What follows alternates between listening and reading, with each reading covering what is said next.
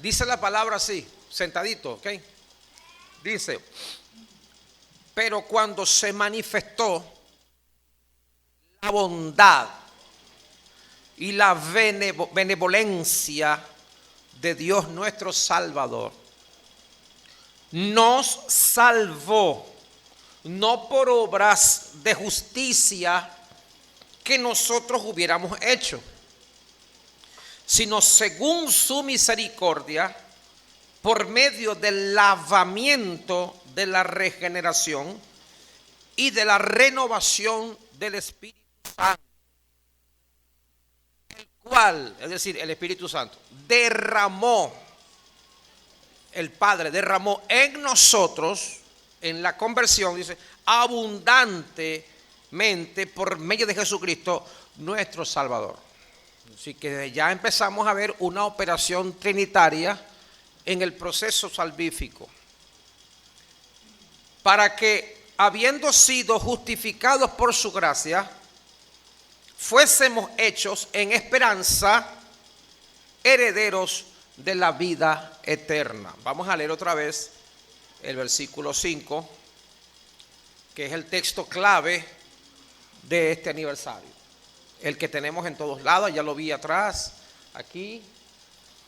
Repítalo conmigo, por favor, al unísono. Nos salvó. Dígalo conmigo, vámonos al unísono junto conmigo, ¿ok? Dice, nos salvó no por obras de justicia que nosotros, sino según su misericordia, por medio del lavamiento de la regeneración y de la renovación del Espíritu Santo. Padre, háblanos por tu palabra, edifícanos y permite que sea tu palabra la que nos imparta vida, imparte estabilidad, consolida a tu pueblo, tu iglesia. Que esta palabra, que este mensaje, que esta conferencia, esta enseñanza pueda penetrar en el corazón y ensambla el diseño que Jesús ha establecido para nosotros, que es ser conformados a la imagen de Jesús. Háblanos en el señorío de la cruz. Gracias, Padre. Amén y amén.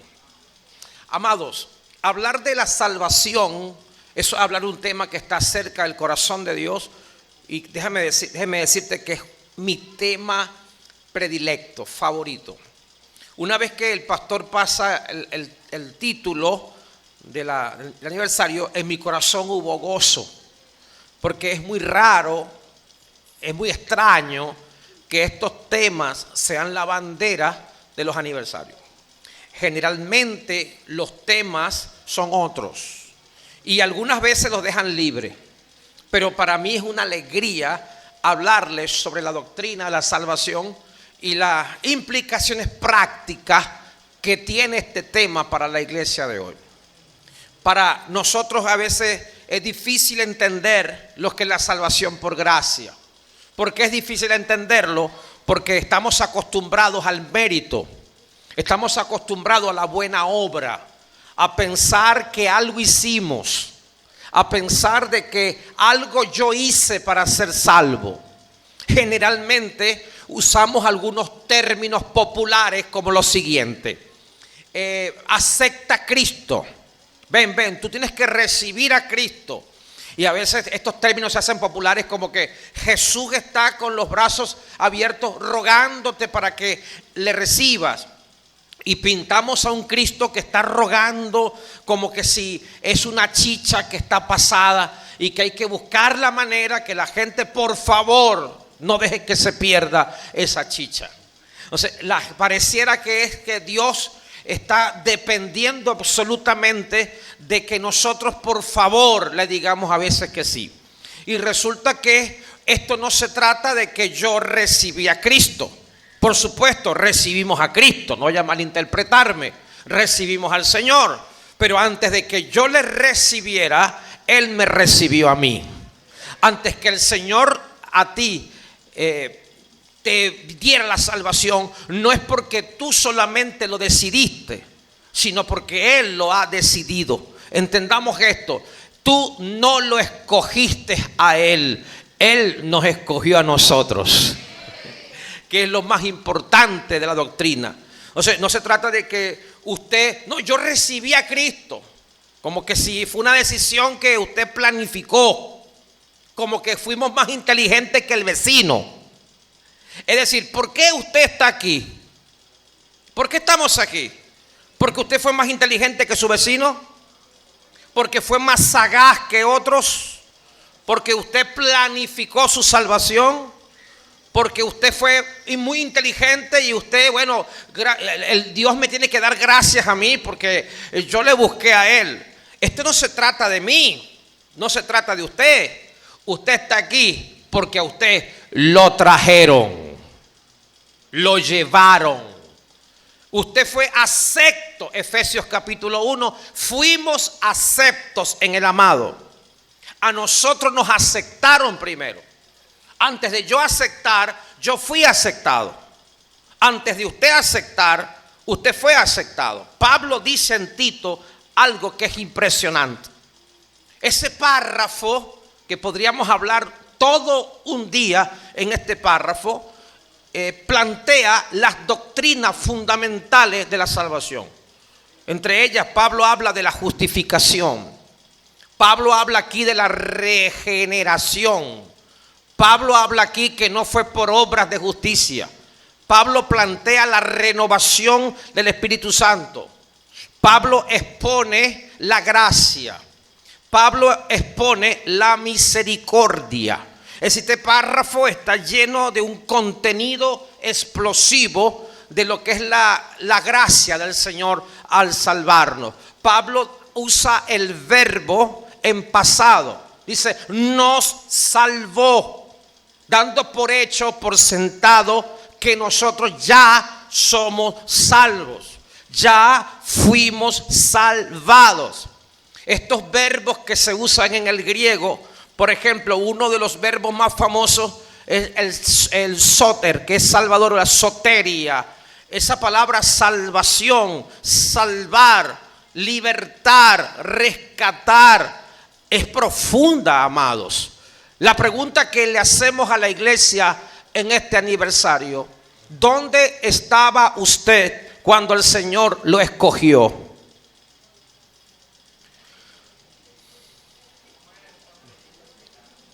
¿Dónde? No estoy hablando de la condición o en la situación, es decir, ¿dónde estábamos nosotros cuando el Señor nos escogió? Se regala un premio el que me responda eso. ¿Dónde estaba usted antes de ser escogido? Mira esto, ¿cómo, en la qué?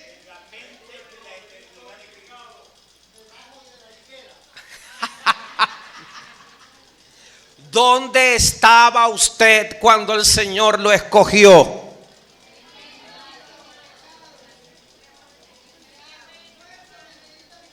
Vámonos a la eternidad de Dios. Atrás, atrás, atrás. Vaya conmigo, hermano. Váyase atrás.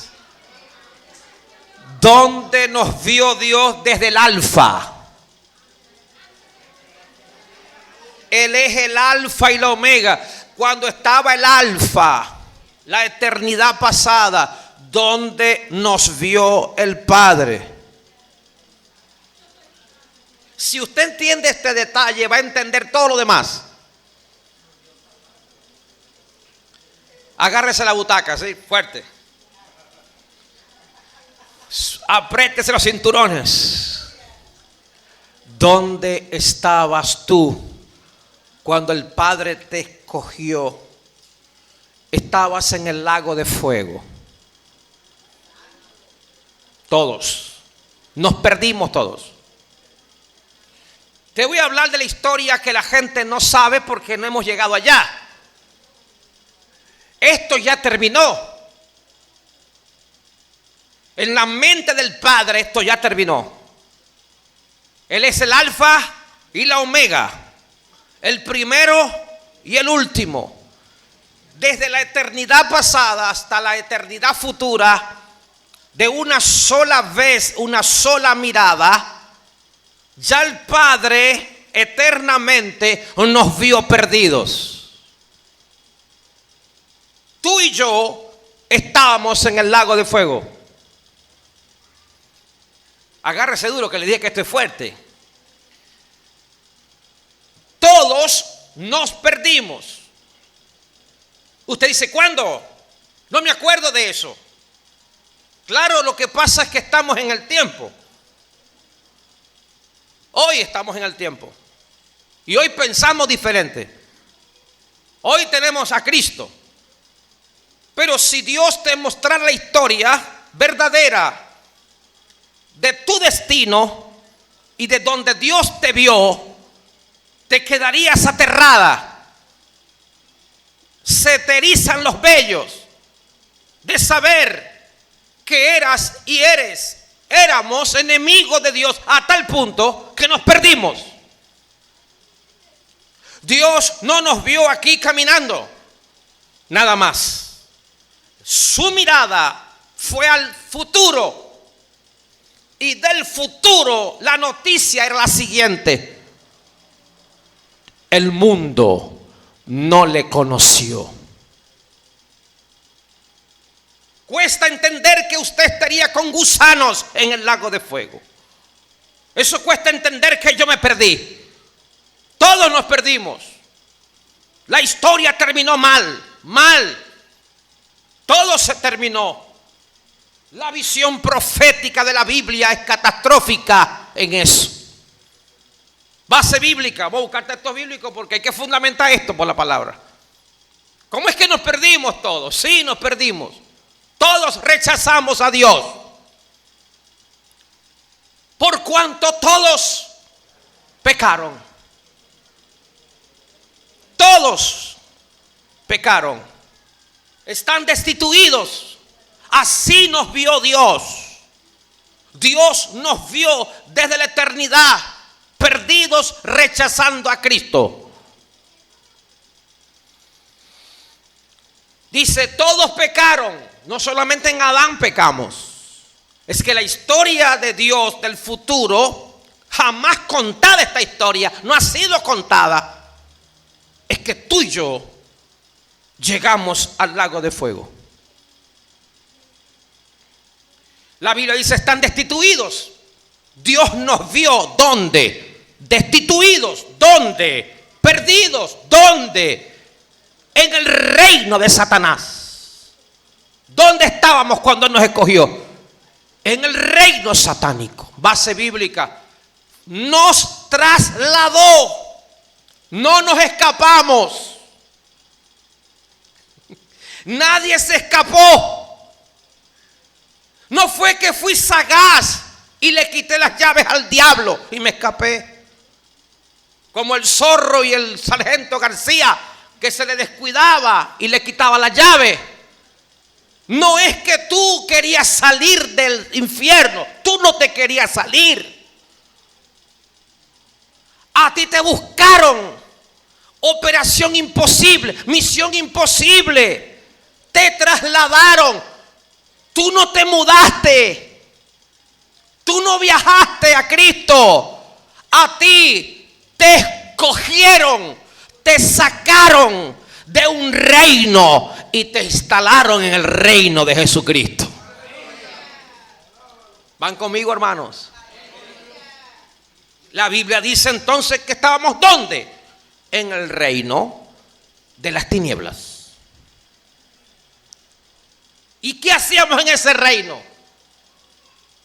Sufrir me tocó a mí en esta vida. Llorar será mi destino hasta el final. No importa que la gente me critique. No, así no lo quiso Dios. Tú y yo estábamos en el lago de fuego, dementes, sadomasoquistas. Teníamos el síndrome de Estocolmo. amábamos al diablo. Nos gustaba Satanás. Y éramos la mezuela del diablo. Office boy de Satanás. Office boy of Satán. Agárrese duro de la butaca. Cuando Él nos escogió, éramos enemigos de Dios. ¿No te acuerdas de eso? Éramos enemigos de Dios. Sufríamos en el infierno.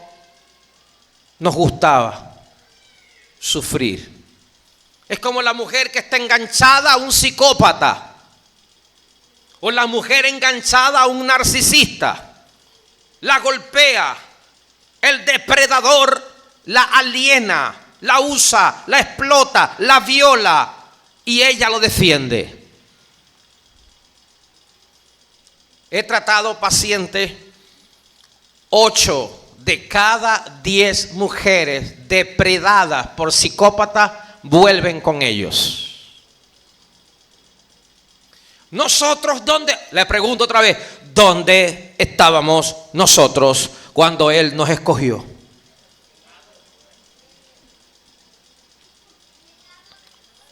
¿Viste que no lo quieres aceptar? Nos queda la secuela dentro. 1, que algo hicimos. 2, que éramos muy buenos y éramos más malos que Satanás. Y te lo puedo demostrar por la Biblia, que nuestros niveles de maldad humana son como la de un principado. Yo quiero primero que nos humillemos para entender la gracia. No entenderíamos la salvación sin entender dónde estábamos. ¿Dónde estábamos? La Biblia dice que estábamos en las entrañas del diablo. Base bíblica, Juan dice, el mundo entero yace o está bajo el maligno. El texto griego dice, el mundo entero está dentro, conectado, acostado dentro del maligno. ¿Dónde estabas tú? ¿Dónde vivías tú? En las entrañas del diablo. ¿Qué es la salvación? La salvación es un traslado. Nos liberaron, nos sacaron, nos buscaron en un reino de las tinieblas donde estábamos dentro, conectados, viviendo dentro del diablo. Nos despegaron y nos pegaron a Jesucristo. Qué bonito es eso, ¿verdad? Vamos a seguir demostrando dónde estábamos. Oseas capítulo 13. Lea ese capítulo en su casa. Dice dónde estábamos. Dice, de las manos del Seol los redimiré. Yo seré su muerte. Muerte, ¿dónde está, oh muerte, tu aguijón? Oseas 13. ¿Dónde estábamos? En las manos del Seol. Perdidos. Estábamos perdidos. Nos perdimos. Base bíblica, Isaías 53 dice, ¿quién ha creído en nuestro anuncio? ¿Y sobre quién se ha manifestado el brazo del Señor? Dice, mas todos nos descarriamos como ovejas, cada quien se apartó por su camino. ¿Dónde estábamos? Él nos llamó, ¿de dónde? De la potestad de las tinieblas. De la potestad de las tinieblas. ¿Dónde estábamos? Bajo la autoridad del diablo. ¿Dónde estabas tú? Nos llamó de las tinieblas a su luz. En las tinieblas, de afuera, donde es el llanto y el crujir de dientes. Imagínese eso. Éramos zombies, perdidos. Todos nos perdimos. Romanos dice, Romanos 3, 8 en adelante, no hay justo ni aún uno. ¿Qué pasó al final de la historia? No hay quien entienda. No hay quien busque a Dios. No hay temor de Dios. La humanidad se perdió. ¿Dónde nos vio Dios? Esta parte es muy difícil de entender. Juan dice, la luz vino al mundo, pero los hombres amaron, plural, antropos, los hombres amaron más las tinieblas que la luz. Para Juan, en una visión escatológica, todos se perdieron. ¿Qué es la doctrina de la elección? Que ha sido mal explicada y mal entendida por arminianos. La elección es el acto de gracia, de amor y de misericordia de Dios de escoger entre los ya perdidos a los que Él quiso. Dios tenía 3 salidas. Una, dejarlos a todos perdidos, a todos. Pues todos le rechazaron. Todos se perdieron. Dios los pudo dejar como dejó a Lucifer y a sus ángeles caídos, sin salvación y sin esperanza. En su justo castigo, por justicia, se perdieron. Rechazaron a Dios. Dios no los predestinó al infierno. Dios a ninguno elige para perderse. Dios a ninguno predestina al infierno. Cada quien escoge eso. El que no cree ya ha sido condenado. Es una decisión humana. Todos los que se pierden lo hicieron por justicia. Es decir, escogieron ese camino. Dios no tiene culpa. La elección no es injusta, puesto que Dios tenía 3 decisiones que tomar. 1, dejarlos a todos perdidos. 2, salvarlos a todos. Es decir, escogerlos a todos. Y la tercera opción es escoger a la mayoría y dejar a otros en su justo destino de perdición por su culpa, no por la de Dios. De las 3, Dios no los escogió a todos, pero tampoco los dejó a todos allí perdidos. Decidió mostrar amor, gracia. No tenía que hacerlo. Dios no tenía que hacer eso. Lo que tenía que hacer la justicia era dejarlos en el infierno. ¿Por qué? Porque rechazamos al Señor. Miles de oportunidades les rechazamos. A los suyos vino y los suyos no le recibieron. Los judíos rechazaron al Señor. Nosotros también le rechazamos. ¿Dios podía dejarme a mí en el lago de fuego? Sí, por malo. Y hay gente que piensa aquí que no es tan malo como el diablo. Sí, tú haces cosas que el diablo no hace. ¿Las demuestro? Si la sabe, dígame. ¿Ya usted sabe que usted sin Jesús es más malo que Lucifer? Si ya sabe, bueno, damos por entendido. ¿O las digo?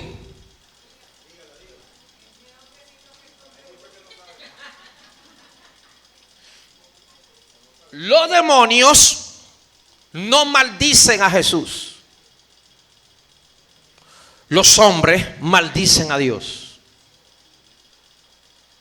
Nunca un demonio divide el infierno.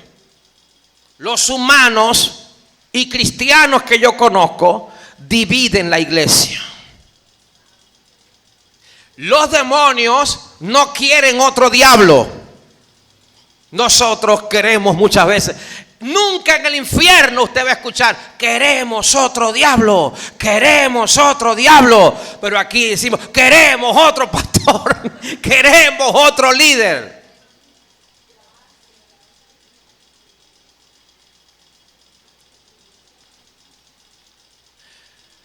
Pablo, describiendo los demonios, dice: huestes espirituales de maldad en las regiones celestes. Huestes espirituales de maldad. El texto griego, maldad, ese adjetivo maldad allí es el adjetivo, poneros. Poneros, huestes espirituales, poneros. Significa malos, depravados, sucios, viles. Y Jesús dijo: si vosotros, siendo poneros, el mismo adjetivo, Jesús dice: ustedes siendo como el diablo, sabéis dar buenas dádivas a vuestros hijos. Él está diciendo que en nosotros. Ahora usted dice: es que yo no soy tan malo así, hermano, tampoco así. Claro, usted no se ve así, porque la gracia universal controla que el pecado no llegue a su esplendor. No somos tan malos como pudiéramos. Repito, los humanos no son tan malévolos como pudieran, porque la gracia restringe, represa la maldad. Pero si Dios nos soltara, si Dios nos dejara ser lo que en naturaleza somos, volaríamos como Satanás. ¿Cuántos están entendiendo la gracia de Dios? Nunca entenderíamos la misericordia de Dios y su gracia sin entender dónde estábamos. Dios no tenía por qué salvar a ninguno. Total, Él había sido despreciado miles de veces. Dios nos vio en el infierno y pudo quedarse quieto. Igual los demonios cayeron y no tuvo misericordia de ellos. Y no es malo por eso. Pero quiso mostrar misericordia y metió su mano en ese lago de fuego y de la porquería, de lo que no era, de lo que no es, de lo que no era. Escogió lo vil, lo menospreciado, para exaltar su gracia y su honor. ¡Qué misericordia tan grande! De darnos una oportunidad cuando ya lo habíamos despreciado y cuando era irreversible, hermano, era irreversible. No había apelación, estábamos destituidos, no había otro camino. Dios no tenía que hacerlo. Por eso, en vez de preguntarte ¿por qué yo y no otro? ¿Por qué estoy aquí y no un vecino? Alaba a Dios en este día, que fuiste tú el que está aquí, salvo por su gracia para siempre. Nosotros tenemos que alabar al Padre por su elección. Él te escogió a ti. ¿Y por qué lo hizo? A ver, yo quiero saber qué vio Dios en nosotros para escogernos. ¿Quién sabe eso? ¿Por qué tú? Analízalo. Les voy a dar 20 segundos. ¿Por qué usted? ¿Qué vio en ti? ¿Lo pensó? ¿Qué vio? Por favor, levante la mano, dígame, ¿qué vio en usted? ¿Cuál fue la base de su elección? ¿Por qué fue usted? ¿Vio algo en usted? ¿Vio en usted algo que no habían otros? ¿Lo vio usted orando en el lago de fuego? Orando.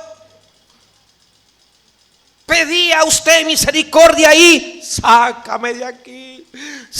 Me quiero escapar.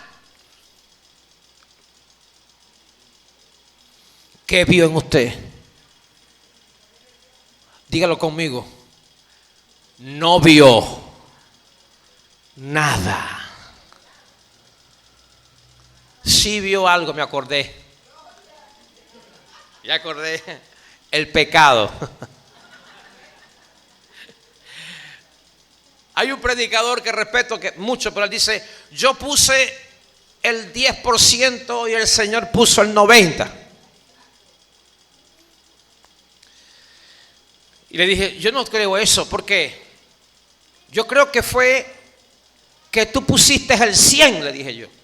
Ah, viste, entonces el 100%. Sí, tú pusiste el 100% del pecado. Esa fue tu inversión. Tú pusiste tu maldad y Él puso su justicia.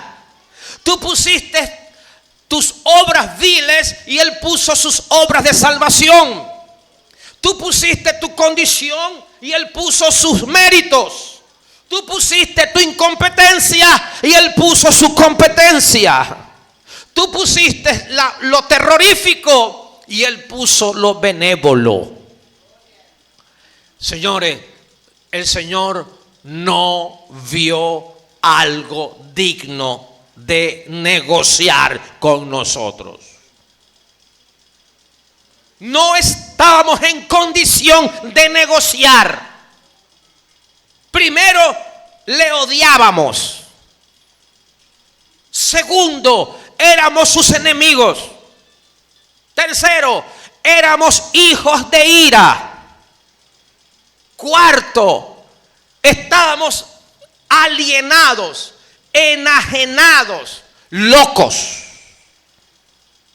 Quinto, estábamos muertos. Sexto, nuestra voluntad, nuestro libre, lo que dicen, nuestro libre albedrío era esclavo. Sí tenemos libre albedrío, lo único malo es que es esclavo. Repito, tenemos un libre albedrío esclavo. Nunca escogemos por Dios de forma absoluta. Jamás decidimos por el bien sin haber una vanidad en nosotros. Jamás decidimos para bien sin haber algo que nos exalte. Es decir, aún haciendo lo bueno pecamos. Si la salvación dependiera de usted, ya la hubiera perdido. Si la salvación dependiera de nuestras obras de justicia, nos hubiésemos descarriado. Porque Isaías 64 dice: todos nosotros somos como suciedad y nuestra justicia es como trapos de menstruo, dice el texto hebreo. Es decir, la toalla sanitaria, con todo el respeto de las princesas, las hermanas que están aquí, por favor, con todo respeto, dice: nuestras obras de justicia es como la toalla sanitaria de la mujer hebrea. La versión textual traduce trapos de menstruo. Si la salvación hubiese dependido de mi justicia, nunca la hubiéramos alcanzado. Estábamos muertos, enloquecidos. Le mordíamos la mano al Señor cuando trató de salvarnos. No querías salir de allí. No fue tu voluntad. Jesús dijo, ninguno puede. Ninguno puede. Estamos inhabilitados, señores. Ninguno puede venir a mí si mi Padre no lo trajere. El griego dice, no lo arrastrara. Es decir, se usa el mismo verbo en los Hechos cuando Pablo y Silas fueron arrastrados contra voluntad. Y para Juan, el Señor está diciendo, hay una incapacidad en el hombre natural para acercarse a Dios. Por eso la Iglesia Libre Central en estos 98 años tiene que exaltar al Padre, porque usted sí pudo, no por sus obras ni por su fuerza, sino porque Dios le plació bendecirte con la salvación. Dan gloria al Señor por eso. Nos ha bendecido con toda bendición espiritual en Cristo Jesús. Yo le alabo en este aniversario, porque Él pudo haberme dejado en mi maldad y no dejaba de ser Dios por eso. Yo le había ofendido. Si usted llega a un cementerio y usted resucita a 30 muertos y no resucita a 200, sino a 30, ¿usted es malo por eso? Repito, si usted llega a un cementerio y se para y decide levantar, beneficiar a 30 muertos, los otros 200 que no fueron resucitados pelearían con usted, reclamarían los otros muertos. ¿Por qué no pueden? Oye, qué cosa tan impresionante, ¿verdad? Qué inteligentes son ustedes, hermano. Claro. Ajá, ¿y por qué yo no? Porque están muertos. Y usted no tiene la culpa de que ellos estén muertos. Usted les dio un beneficio. Por eso que esto no es del que corre. Esto no es del que quiere. Les pregunto, si usted está en una prisión y le sale un indulto presidencial, ¿usted se atrevería a decir que fue porque usted se lo ganó? ¿Se atrevería usted a decir, viste, yo merecía esto? No, tú no lo merecías. Fue un acto de misericordia, fue un acto de soberanía. Por eso es que cada vez que le sirvas al Padre, hazlo con amor, hazlo con entrega, hazlo con pasión, porque Él nos salvó. Dice, más Dios muestra su amor para con nosotros, los creyentes. Dios muestra su amor para con nosotros, los creyentes, en que aún siendo pecadores, Cristo murió por nosotros. Y por eso Pablo dice, si siendo enemigos fuimos reconciliados, siendo enemigos, ¿cuánto más seremos salvos por su vida?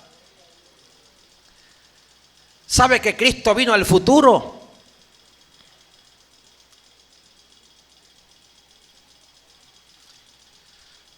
¿Quién ha visto la película, la saga Terminator? Bueno, los que somos un poquito viejitos, yo tengo 52. Los que tenemos más de 50, ¿cuántos vimos a Terminator, la número 1? ¿Se acuerda cuando cayó Arnold Schwarzenegger desnudo y que... ¿Se acuerda eso? Y el otro catire que llegó también, buscaban a Sarah Connor, ¿se acuerda eso? Para evitar... Jesucristo vino del futuro en Belén y dijo: yo he venido a buscar, no a Sarah Connor, dice: yo he venido a buscar y a salvar lo que se había perdido. Tú no te ibas a perder, ya estabas perdido.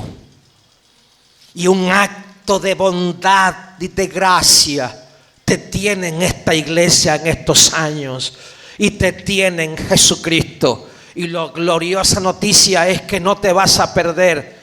No te vas a perder, no porque no pudieras perderte.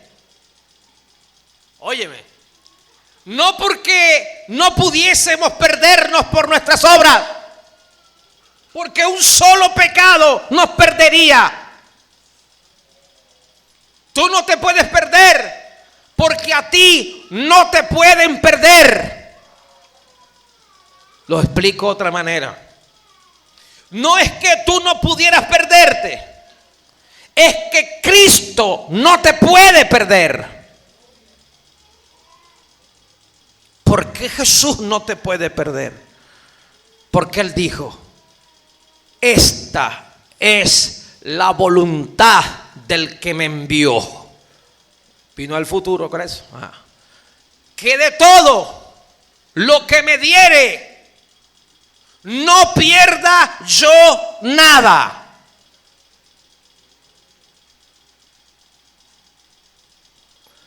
Dice la NTV: todo lo que el Padre me ha dado, no pierda yo a ninguno, ni a uno solo. Dice la NTV. Jesús es nuestro Salvador.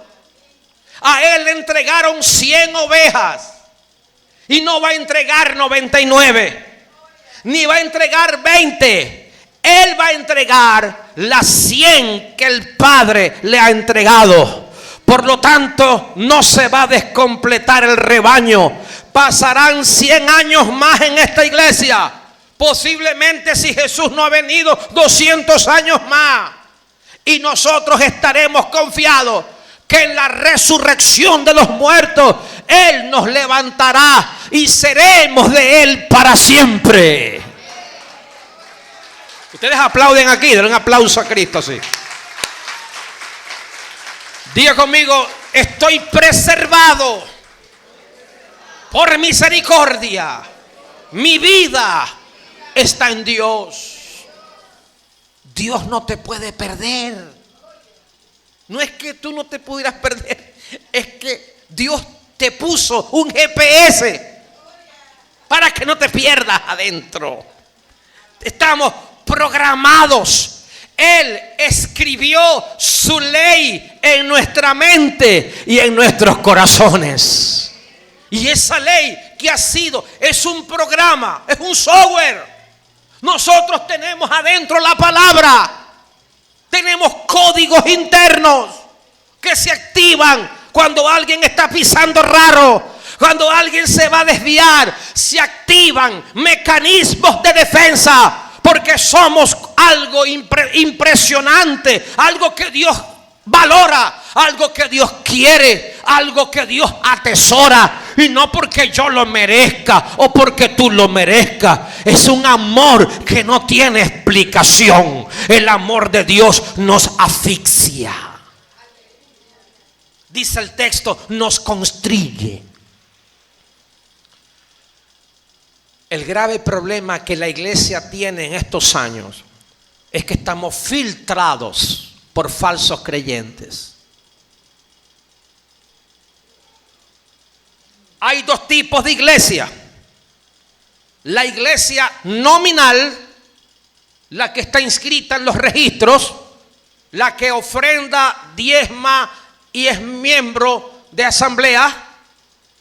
Y está la iglesia verdadera, la iglesia de Cristo. La iglesia de Cristo navega allí. Pero el misterio de la gracia es por qué Dios permite que esta gente que no son salvos estén entre nosotros.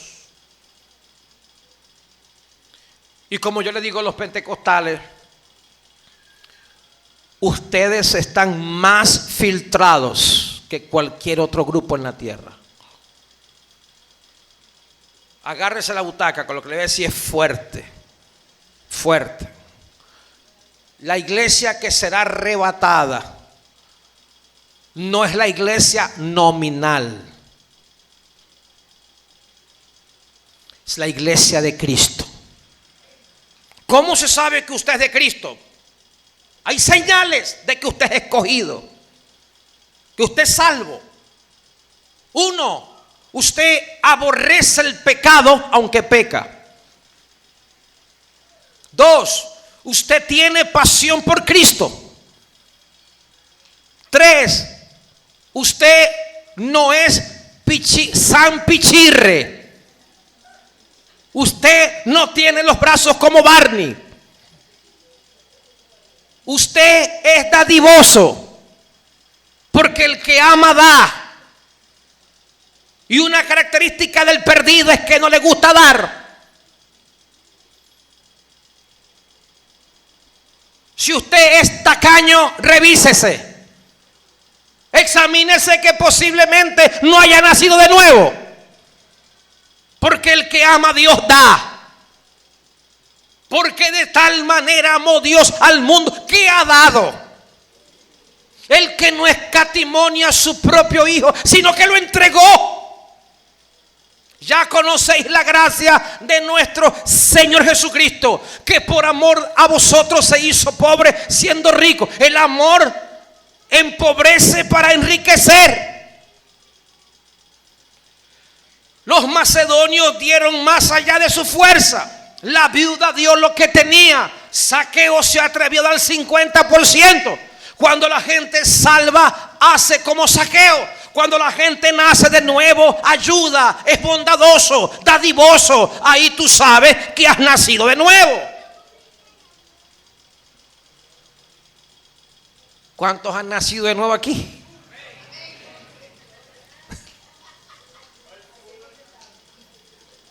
El nacido de nuevo no le pega a la mujer. El que ha nacido de nuevo no es tracalero ni extorsionista. El que ha nacido de nuevo no es un homicida. Ama. El que nació de nuevo no puede permanecer en el pecado. El que nace de nuevo, aunque peca, puede mancharse las patitas como la oveja, mas no se revuelca como el cerdo.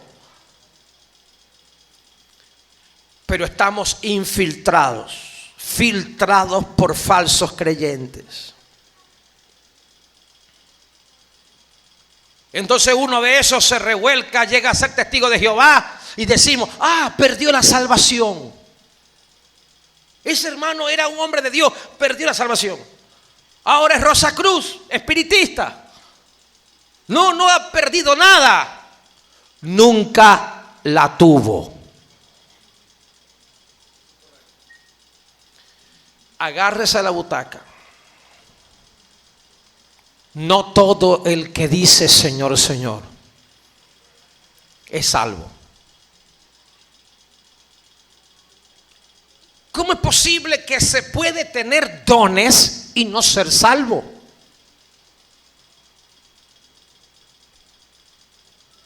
¿Cómo es posible que alguien puede ser usado por Dios y no ser aprobado por Dios? Esto confunde. Les decía que los movimientos carismáticos, neopentecostales, pentecostales, no estoy diciendo que no son nuestros hermanos, pero dentro de ellos hay demasiada levadura y son muchos los que siguen las señales y siguen los estallidos sin darse cuenta que el que nace de nuevo es muy diferente que aquel que tiene dones pero no ha nacido de nuevo. Es un misterio. ¿Cómo es que estamos penetrados por gente que usa Biblia? Es más, hay gente que no son falsos en el sentido conductual. En el sentido cognitivo, conductual, no son falsos. Es decir, no hacen atracos, no le pegan a la mujer, no fuman droga, son buenos hijos, buenos esposos, asisten a la iglesia, son morales, son correctos, pero no han nacido de nuevo. Porque la salvación no es por obras, ni por mérito moral. El joven rico tenía más méritos que yo. Todos los mandamientos había guardado. No robarás, no era tracalero ni ladrón. Honrarás a tu padre y madre, lo guardaba, era buen hijo. No codiciarás, no codiciaba mujeres ajenas. Yo hubiese querido un yerno como él.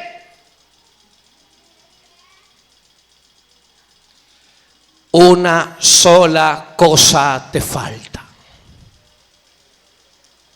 La salvación no es por obras.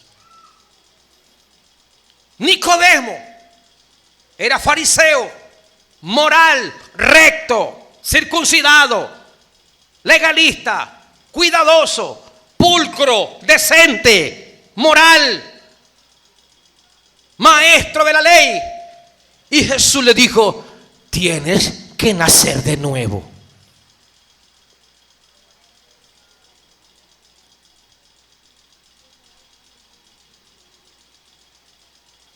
Estamos penetrados por gente que no ha nacido de nuevo en el mundo. Pablo dice: si yo hablase lenguas angélicas, humanas, y no tengo amor, nada soy.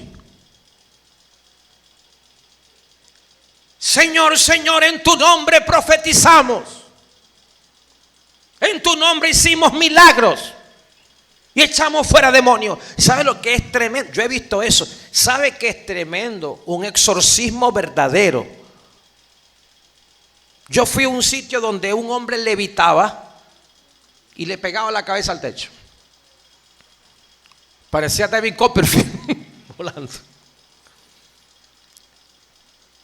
He visto cáncer, cómo se va.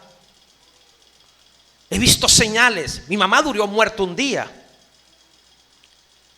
He visto 3 resurrección de muertos literales en el ministerio. Pero eso no es evidencia de que yo sea un nacido de nuevo. Agárrese duro, hermano. En aquel día me dirán muchos: Señor, Señor. Tienen la semántica, la manejan teológica. Señor, Señor. Tenían dones. Y Jesús dice: apartaos de mí. El griego dice anomos, sin ley. Nunca os conocí. No fue que se apartaron. Nunca os conocí. No es que dejaron de ser, es que nunca fueron.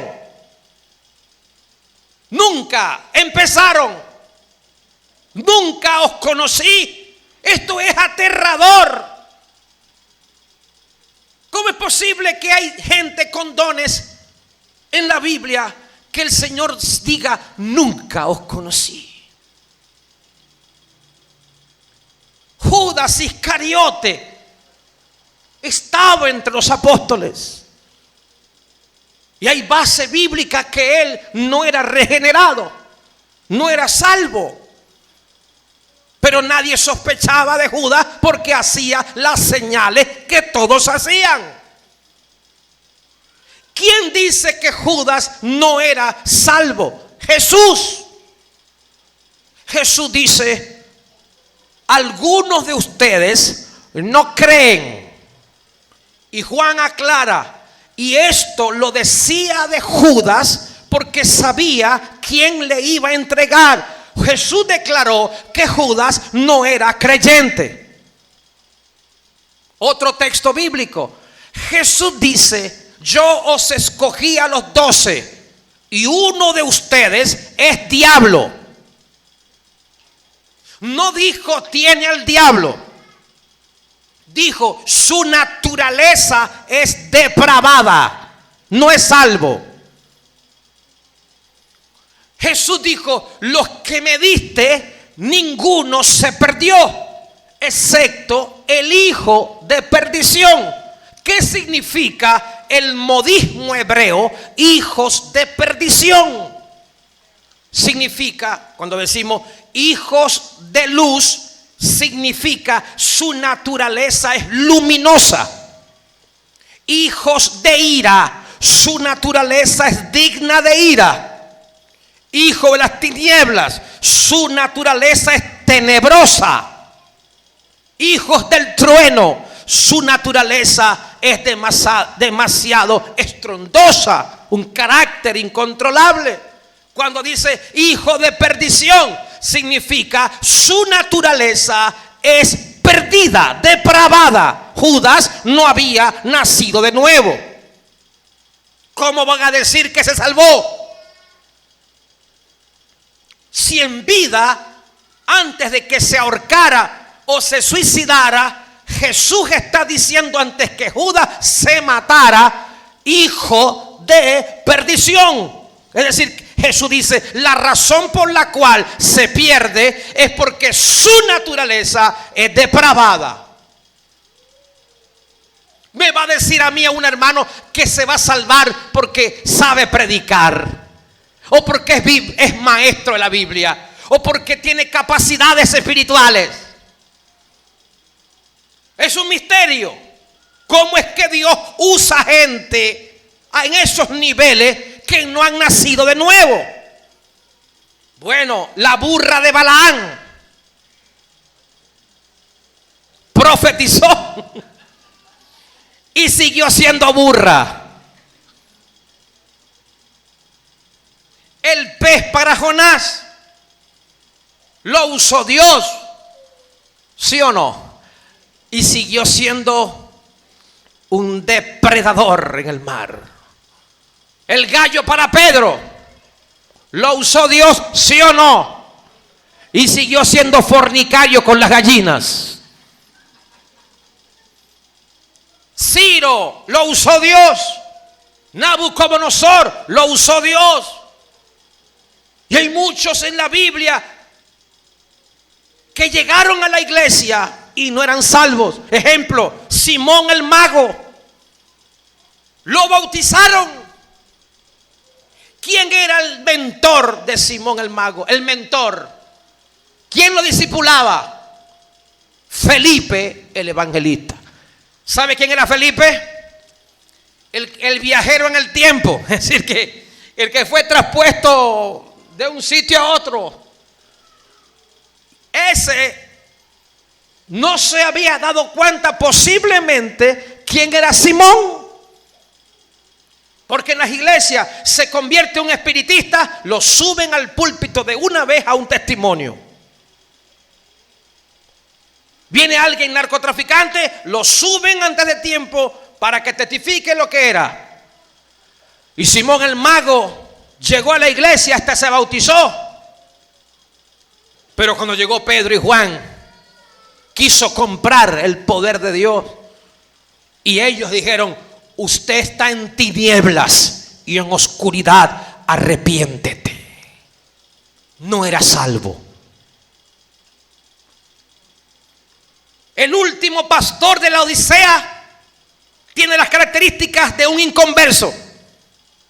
Escribe al ángel de la iglesia en la Odisea. La última iglesia sería pastoreada por un liderazgo no regenerado. Le dice ciego. Están en masculino, no en femenino, porque no es la iglesia, es el liderazgo. Eres ciego, miserable. No tienes, dice, estás desnudo. No tienes la justicia. No apareces vestido con la justicia de Cristo. Es más, se le amenaza de ser vomitado. Y nadie que es parte del cuerpo puede ser vomitado. Usted nunca vomita su estómago. Usted nunca vomita su páncreas. O algunos han vomitado el hígado. Usted vomita o defeca lo que no es del cuerpo. Cristo aparece en la última iglesia en la calle. Vamos a hacer la prueba. Varón, hazme un favor. ¿Puedes salir un momentico por aquí? Sí, sin miedo. No hay nada mágico en esto. Salgo un minutico. Ciérreme la puerta y se queda paradito ahí. Cierre la puerta y quédese paradito ahí. Dice, he aquí la última iglesia. Yo estoy a la puerta y llamo. No está hablando inconversos. La última iglesia, el último pastor, la séptima iglesia escatológica, deja a Cristo en la calle. Jesús, toque la puerta. No, con fuerza, con fuerza. Siga tocando. He aquí, yo estoy a la puerta y llamo. Si alguno, no le invitaba a pasar, que se fuera. Ya va.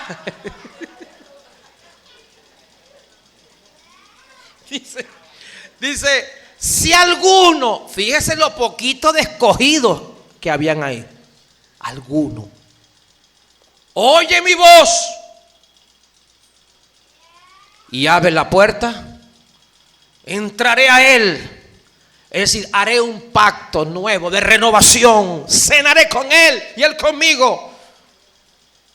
Yo soy rico, me he enriquecido, no tengo necesidad. El último liderazgo sería de la prosperidad. Serían seculares en el altar. Jesús, entre, por favor.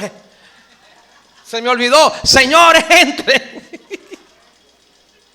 Pase, Señor, por favor. Y siéntese. Un aplauso para mi hermano que lo hizo bien. Siéntese allí, hermano. Estamos penetrados por el error. Jesús dice algo. Pastor, ¿cuánto tiempo me queda? ¿Me da unos minutos más, Pastor Hansen? Pastor, unos minuticos más, ok. Señor, en tu nombre, yo estuve allá, mire, yo cantaba, yo estaba en esos lugares, yo conocí la Biblia. Nunca os conocí. ¿Qué es el verbo conocer en griego? Ginosko. Diferente a gnosis. Gnosis es conocimiento intelectual. Ginosko es jamás tuve intimidad contigo. Y es el que se usa para el sexo en la Biblia. En Génesis dice, y conoció Adán a Eva. ¿Qué pasaba cada vez que Adán conocía a Eva? ¿Entendieron? Cuando los ángeles llegan a la casa de Lot, ¿qué dijeron los coterráneos? Los de Sodoma y Gomorra. Sáquenlos para. Querían intimar con los ángeles. Los homosexuales. ¿Cuántos recuerdan el texto que dice, solamente a Israel he conocido de todos los países de la tierra? Significa, yo solo tengo relación íntima, profunda, escogido a Israel. ¿Cuántos recuerdan el texto que dice, y mi pueblo fue destruido porque le faltó conocimiento, intimidad? Del griego en la Septuaginta, ginosko. ¿Cuánto? Ahora usted va a entender a Jeremías 1:4. Antes que nacieras, te conocí. Antes, ¿qué es antes? ¿Qué es antes, hermano? No me va con ese cuento que antes. ¿Qué es antes, hermano, atrás? Antes que nacieras, te conocí. Antes que te formases en el vientre de tu madre, te conocí, te di por profeta. ¿Qué es conocer, Jeremías? Antes de la existencia yo te escogí, tuve relación contigo, eres mío, yo te conozco. Ginosco. Ahora usted va a entender Romanos 8, 28 al 29. Los que antes conoció, ¿entiende eso ahora? A los que antes conoció, ginosco. Pero al grupo que les dijo, yo no os conozco. Pero a nosotros nos dice, antes, a los que antes conoció. Bueno, vamos a estudiar, hermano, ¿dónde fue antes? Que los veo que antes. Busquen en su Biblia, vamos a buscar qué es antes, hermano. Vamos a la Biblia, ¿por qué no? Hay que ubicarse donde fue el antes. Busquen allí Génesis. Busquen allí Génesis capítulo 0.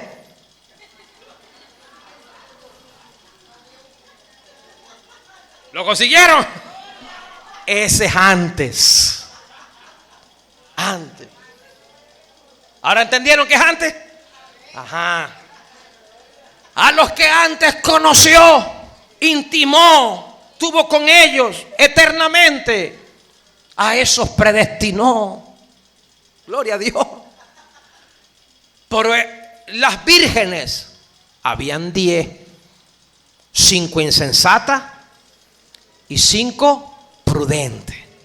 Todas se vestían igual, tenían todas lámparas, se parecían todas. La única diferencia era que a 5 le faltaba aceite, que representa la regeneración, representa salvación y representa el Espíritu Santo. 5 no eran auténticas.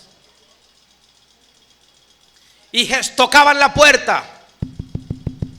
Señor, ábrenos. Y se asomó el Señor. ¿Quiénes sois vosotras? No os conozco.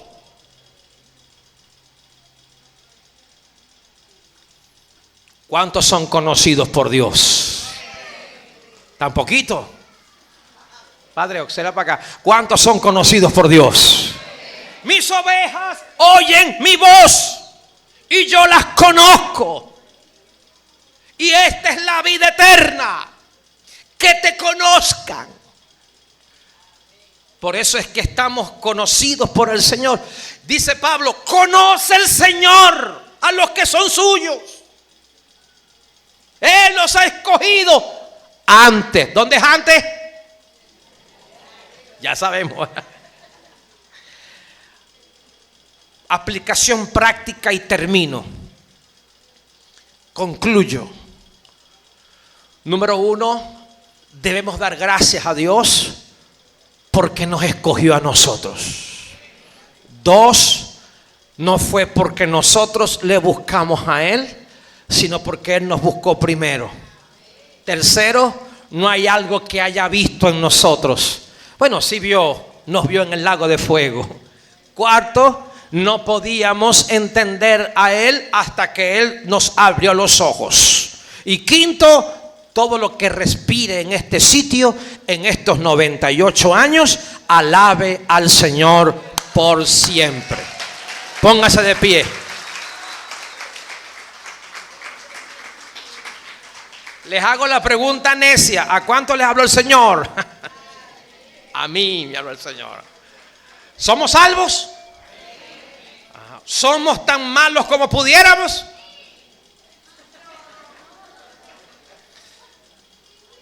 La pregunta del millón.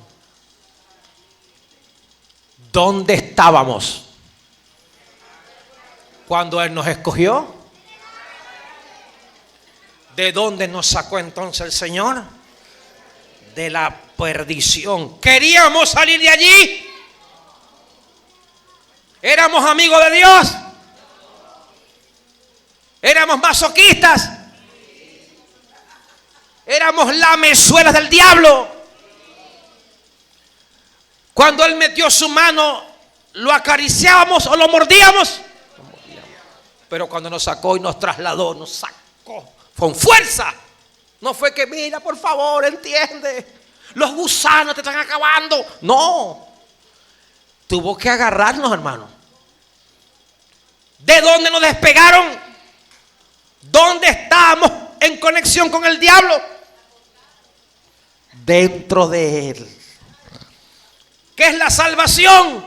Nos despegan y nos conectan a Cristo. Padre, gracias por este día.